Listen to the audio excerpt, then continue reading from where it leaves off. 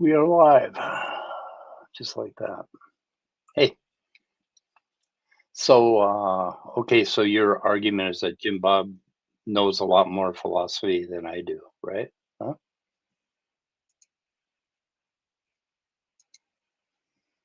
Is that true? Oh, I lost you.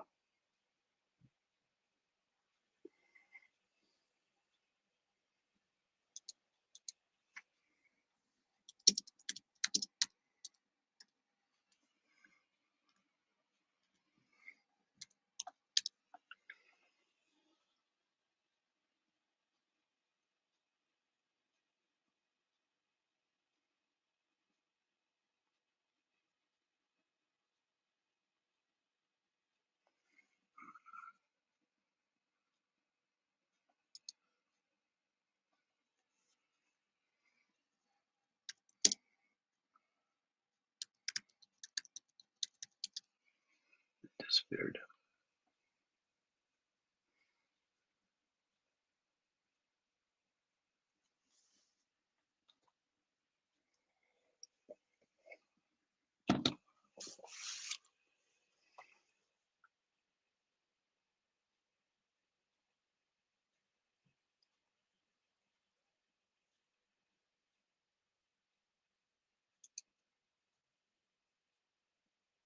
I don't know where he went.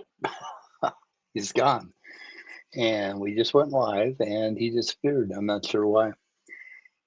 Are you out there, Certainty? Maybe it is divine intervention. I don't know. He was telling me that I don't know philosophy. I think that was going to be the basis of our discussion.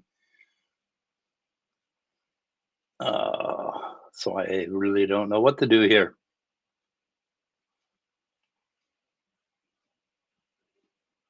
Dead air?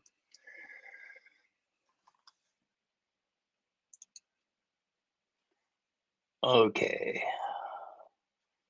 Are you out there? Will you chat or something or tell me what's going on?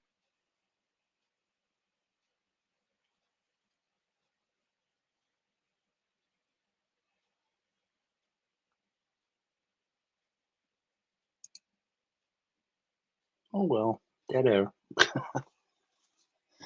Okay. So I'm not sure where to go from here. Wasn't quite prepared to talk to myself. Let's see here. Let me pull up Sublime Text.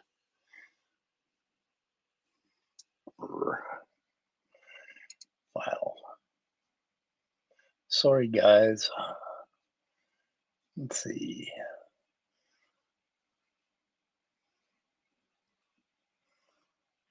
Genesis. What am I looking for? Uditha Jayatunga. Oh, here we go.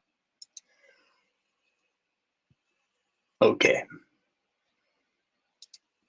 Okay, so basically what we were going to talk about and what I'm hoping to get some understanding of, let me know if my audio is okay because I don't have anybody in here. So, yeah, it was 2 o'clock. I set the stream for 2 o'clock Central Time. And so we went on a little bit early, but we had a little confusion over time. So I always go one way or the other, the wrong way. I always go the wrong way.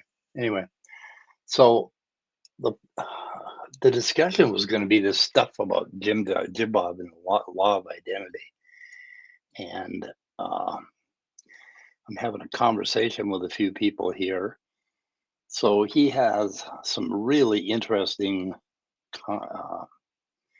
comments like this. Let me see here. Right? This is happening. They're not changing identities. There's no identity change about that. Okay? Whereas evolution is positing something completely different as an event, which is that the very categories of the thing that you're assuming, the event of, the very categories, the thing themselves are changing. That's like saying, like, over time, the sun becomes the earth. That would be the difference. That would be the analogy, is that the things involved in the event over time move away from what they are. That would be an analogy. They're so slippery, and small brain people like him, Adam Green, won't catch this. They'll be like, yeah, no, totally. Interesting that he would speak of mythology. If you would press him on what a criteria is for it constitutes a myth, he would have to say evolution is also a myth. Yeah, the whole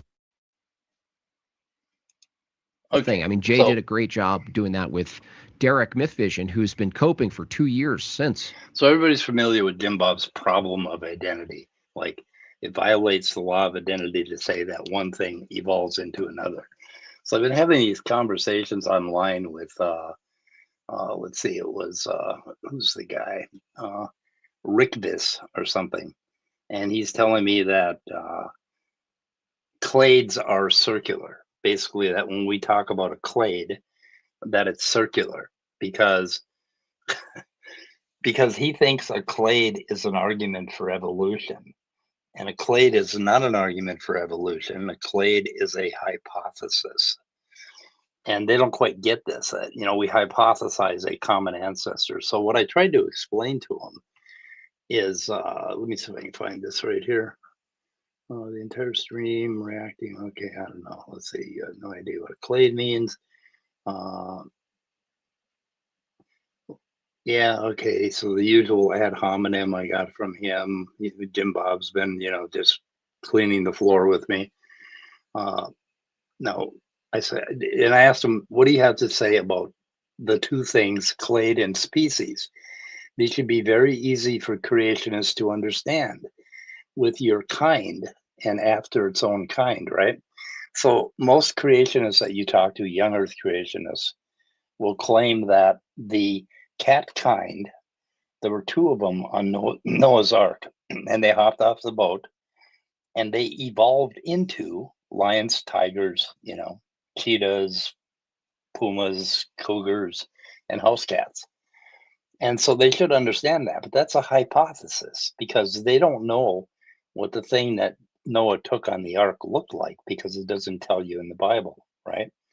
So they have a hypothesis that all cats are of one kind, that they're, a single kind.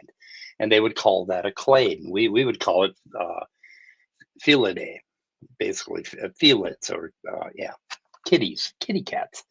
And so we've got one thing turning into another, and Jim Bob has a real problem with that. And he claims that is a big, just show-stopping problem for evolution. So I don't understand. Yeah, he can't afford sleeves. He can't afford color. Did you notice he can't afford color? He quit paying for his color. It was a horrible thing. Anyway, God, there's another part here that was kind of funny. I'm gonna see if I can find it. He starts jumping around. Well, you get his drift. You get his gist. You get his gif. All right. Now, okay, so you get the scheme, right? He's like, "Oh, I'm an anti-deceptor person. I'm Sherlock Holmes of the internet." Okay, that's his whole entire scheme, right? So now, not sure. Holy cow! Get to the video from. That's a bit weird, Adam. If evolution were true, the beliefs of Christianity would be a function of evolution. Beliefs would be ultimate. Okay, I don't want to talk about that. I always ask these people, it's the same question every time. The moment they affirm that there are kinds of X, dog, kinds of brassica, broccoli family, there's a reason that's labeled as a type. Now, if it's not a type, if that's illusory, then you can't say there's a species of this type.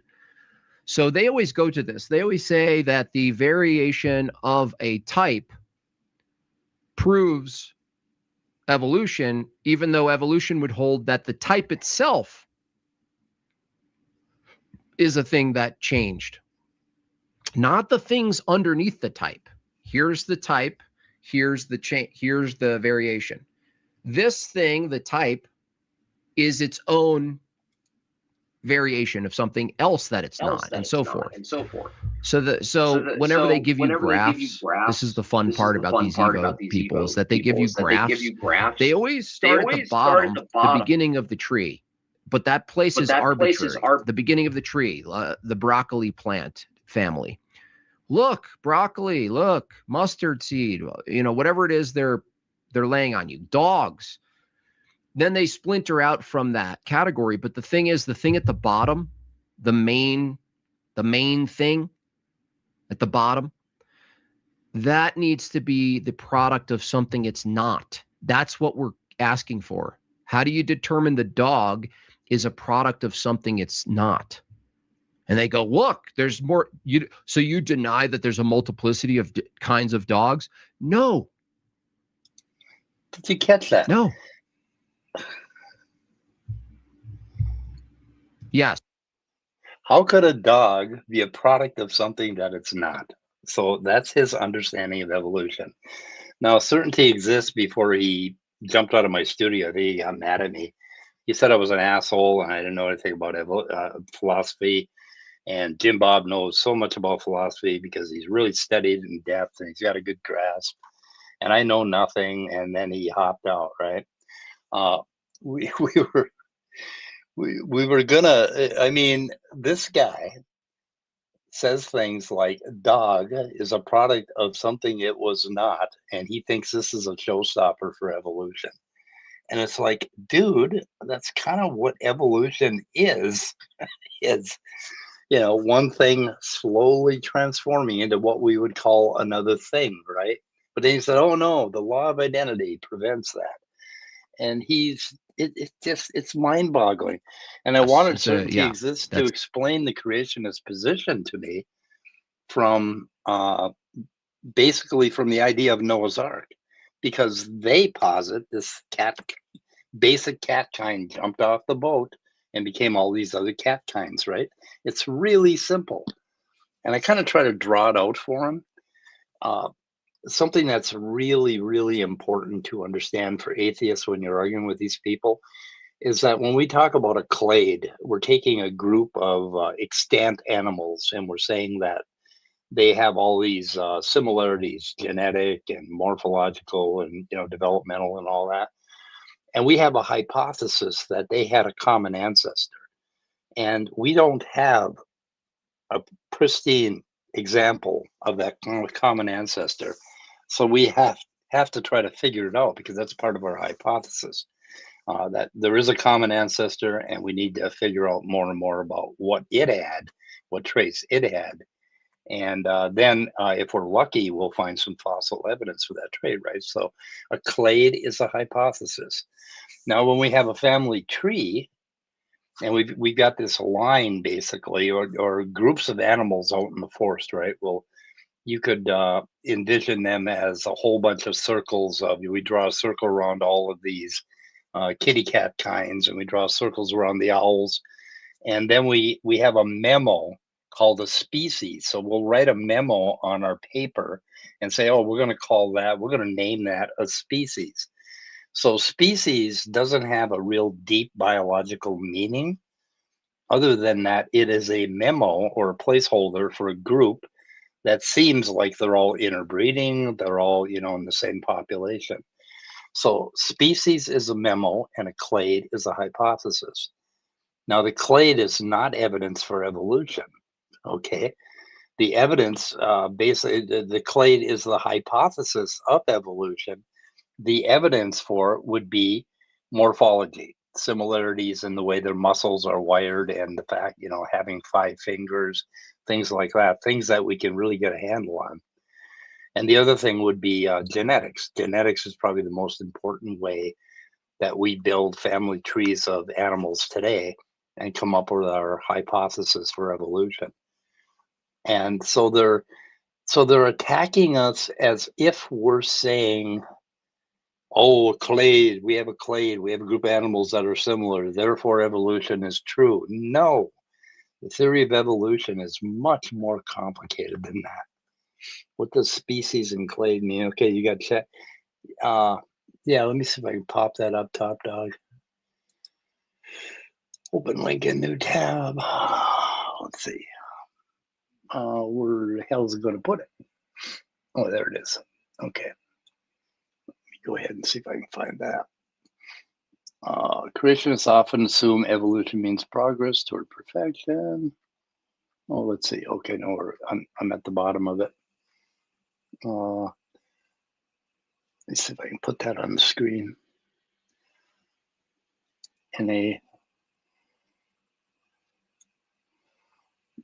God, I can't believe my guest just disappeared on me like that. He probably went and did his own stream about how Speed doesn't understand philosophy. I've read more goddamn philosophy than most of you. I was probably reading philosophy when most of you were born. For God's sake. In fact, I'm pretty sure I was. Okay. Let's see. Why can't I see all I see is devolution, how you should respond. Okay, so that's a devolution part. Did you ask in this chat? Mic drop response, evidence-based response, logic-based. No, that's not the right chat. I don't know. Did I oh, I popped up the wrong one, didn't I? Sorry. Okay. Yeah, and I checked my idea that clade is a hypothesis with a lot of AI work, and they said methodologically that makes a lot of sense when you think about it that way. Let's see, species is a group of organisms that can interbreed with each other. Well, there are many definitions of species, and that's what the creationists are complaining about, okay? So they're going to complain about that. So species is just a memo that we write down, and naturalists will write down. You go out in the woods, you find a bunch of things that you believe are the same kind of thing. You think they're interbreeding, you'll call it a species. Just a memo. Nothing to. Okay, clade is a concept used in evolutionary biology and classification. Group of organisms that include a common ancestor and all of its descendants. So that's what a clade is. So we got, oh, let's see here. We got the kitty kind. Oh, let me see if I can pop this up. Oh, I'm not showing my screen. Damn it. Damn it, I'm not showing my screen. Let's see. Okay.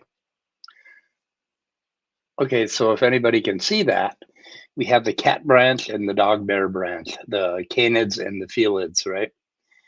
And we have this, this tree, and we're saying that, okay, there was a common ancestor back here between the dog bear and the cat branch.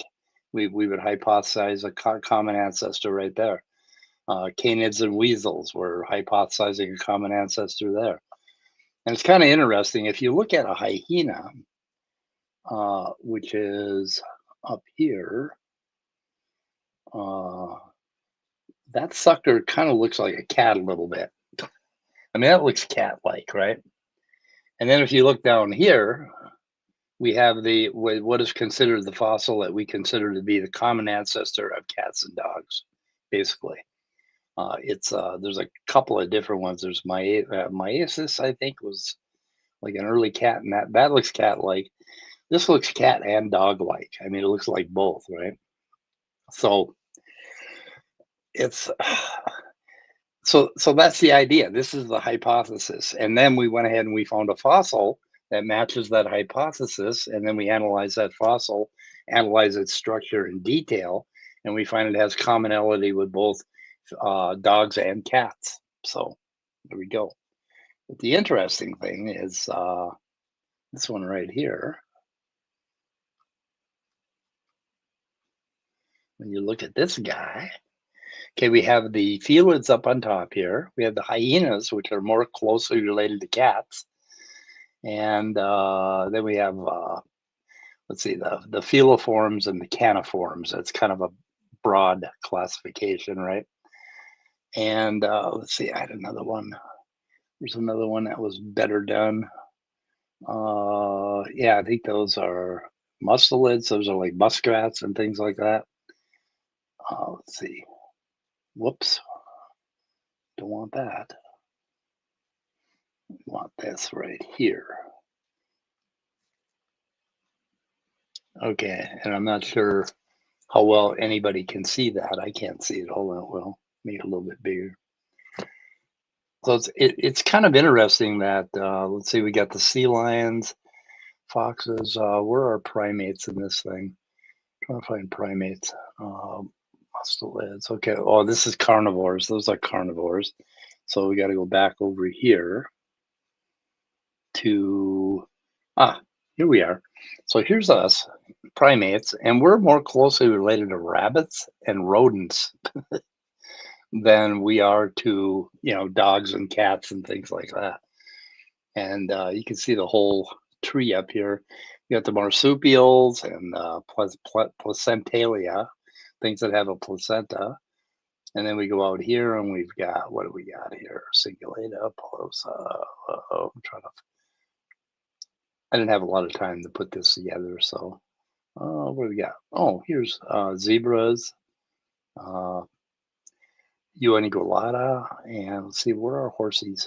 I don't know where horsies are. But anyway, I thought that was interesting. So there really is no problem for evolution when you understand what we're doing. And the other thing about evolution is this idea that I believe evolution. I wouldn't call it a belief. I have a hypothesis. I have something that I accept, which is evolution, because I can't imagine any other way it could have happened. So, because I don't have a God belief anywhere in my entire history of my life. So, and I don't really believe in aliens planting life, and I don't think that would solve the problem anyway. So, I really have nothing else to go on. So, I accept evolution. But saying I believe it, if I believed it, then I wouldn't study it every single day. So, okay, it's philosophy, logic. Okay, how can a baby become a man? Yeah, how can a baby become a man? That breaks the law of identity. Man is not a baby. So how could a man be the product of a baby? It just couldn't happen. And he's like, no, that's not what I'm saying. So it's hard to figure out what they're saying, especially when you look at the Adam and Eve and the Noah's Ark story, because they definitely think that there was a horse kind, a cat kind, whatever, and a dog kind that hopped off the boat, an elephant kind became a mammoth, and an elephant, mammoth. I don't know how you say that. Anyway, my guest just bailed on me. Like, what the hell is wrong with him? Why would he do that? He came in hot and he was just like wanting to argue with me and call me an asshole and tell me how dumb I was and how bright Jim Bob is. Well, Jim Bob has no understanding of philosophy at all. He's learned a couple of words. I don't like, he learned things from Jay Dyer, like the penis nub, 1/8 of a penis. They learned a few other things from Jay Dyer, and he thinks he knows something, and he's so adamant about the level of his intellect is nowhere near what he imagines it to be. He's an idiot, guys, and I can't help but call him an idiot because he's just so opaque when you try to reason with him about any of this stuff. He'll change the subject to something else. Just nuts. Anyway, maybe we'll do this with Scott again, and I'll get my my little trees here together. So, oh, where are we here? Carnivores, primates. Oh, yeah, there's carnivores. Okay. Anyway, I don't know where else to go, guys. So I guess I'm gonna quit. Thank all 8 of you for watching. Unless somebody wants to come in and have a talk, should I put the link out for a minute? And give it a minute. Copy.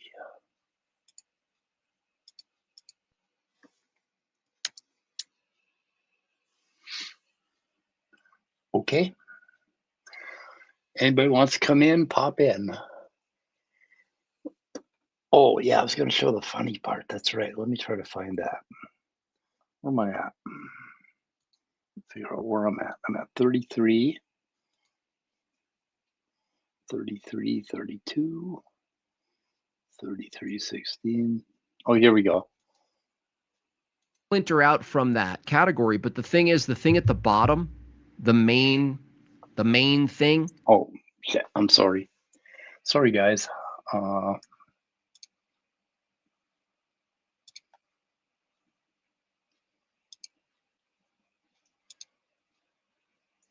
Okay, now you can see it.